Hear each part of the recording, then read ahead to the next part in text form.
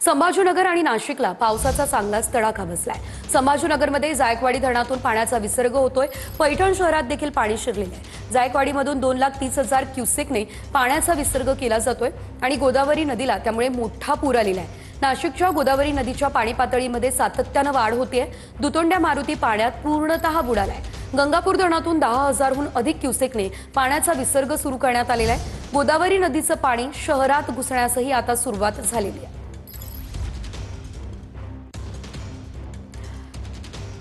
तर जायकवाडी धरणातून विसर्ग सुरू करण्यात आलेला आहे आणि या संदर्भातली माहिती आमचे प्रतिनिधी दत्ता कनवटे यांच्याकडून घेऊयात। दत्ता, तुम्ही या ठिकाणी आहात, जायकवाडीच्या परिसरात आहात, विसर्ग वाढवण्यात आलेला आहे, काय अपडेट?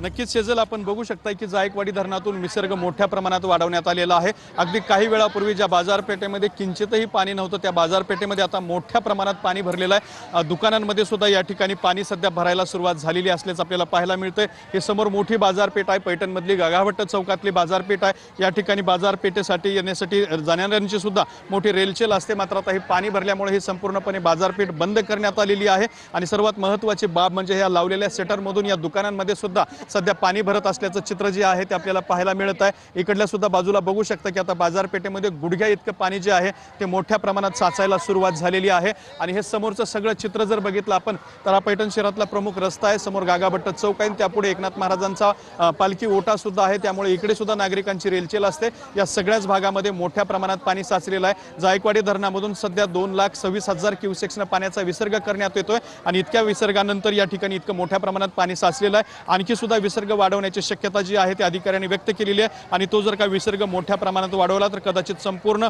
पैठण शहरामध्ये सुद्धा पाणीच पाणी होऊ शकतं। मात्र सध्या तरी या बाजारपेठेत गागाभट्ट चौकातल्या बाजारपेठेमध्ये पाणी शिरलेलं आहे, त्यामुळे या ठिकाणचं जनजीवन ठप्प आहे। सगळी बाजारपेठ बंद आहे, दुकानं सुद्धा बंद करण्यात आलेत। निश्चितच धन्यवाद आता दिलेल्या अपडेट्ससाठी। आणि आता थेट आपण जाऊयात नाशिकमध्ये। या ठिकाणी आमचे प्रतिनिधी पवन आपल्यासोबत जोडले गेलेले आहेत। पवन, आपण पाहतोय नाशिकमध्ये सातत्याने पाण्याची पातळी वाढतीये। काही वेळापूर्वी दुतोंड्या मारुती पूर्णतः पाण्यात असल्याचं आपण पाहिलं होतं। सध्या नेमकी त्या ठिकाणची काय परिस्थिती आहे?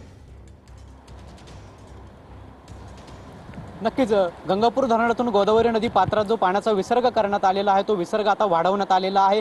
जवळपास 10,998 क्युसेस इतक्या वेगानं हा पाण्याचा विसर्ग गोदावरी नदी पात्रामध्ये सुरू आहे आणि त्यामुळे सलग गोदावरी नदीची पाणी पातळी जी आहे ती वाढत असल्याचं आपल्याला पाहायला मिळतंय। सध्या आपण हा गोदावरी नदी आलेला पूर पाहतोय। खरं तर हे संपूर्ण रामकुंड परिसर आहे। रामकुंड परिसर जे आहे ते आता पाण्याखाली गेलेला आहे। ही बरोबर शहराच्या मधोमध वाहणारी गोदावरी नदी आहे आणि आपण जर गोदावरी नदीचे दोनही काठ जर बघितले तर हे पाण्यामध्ये आपल्याला या ठिकाणी वेढले गेल्याचं पाहायला मिळतंय। जे आता गोदावरी नदीचं पाणी आहे ते देखील हळूहळू शहरांमध्ये घुसायला सुरुवात झालेली आहे। ज्या गोदावरी नदीलगत रामघाट रामकुंड परिसरालगत ज्या बाजारपेठा आहेत त्या बाजारपेठांमध्ये देखील पाणी घुसलेलं आहे। आणि मुख्य म्हणजे या ठिकाणी जो असलेला रामसेतू पूल आहे त्या रामसेतू पुलावरून देखील आता पाणी वाहत असल्याचं आपल्याला या ठिकाणी बघायला मिळतंय।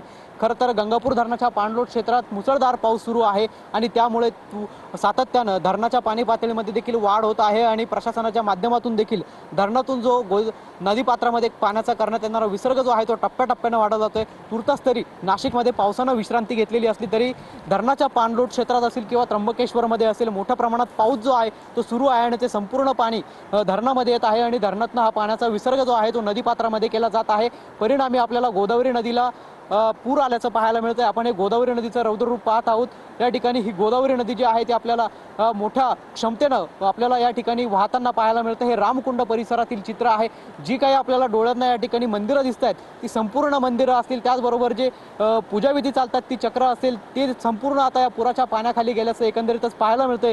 आणि आपण जर बघितलं तर पुराचा मापदंड समजला जाणारा जो दुतोंड्या मारुती आहे तो देखील आपल्याला या ठिकाणी संपूर्ण बुडाल्याचं एकंदरीतच पाहायला मिळतंय। निश्चितच संपूर्ण परिसर पाण्याखाली गेलाय। पवन, धन्यवाद दिलेल्या या सर्व अपडेट्ससाठी।